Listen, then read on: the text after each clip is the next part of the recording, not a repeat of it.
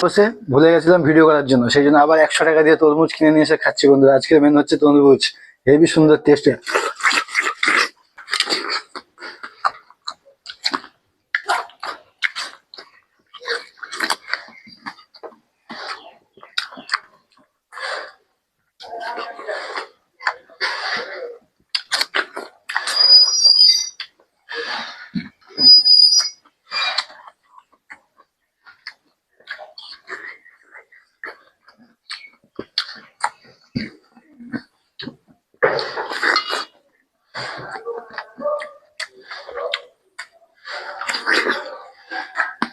আর বন্ধু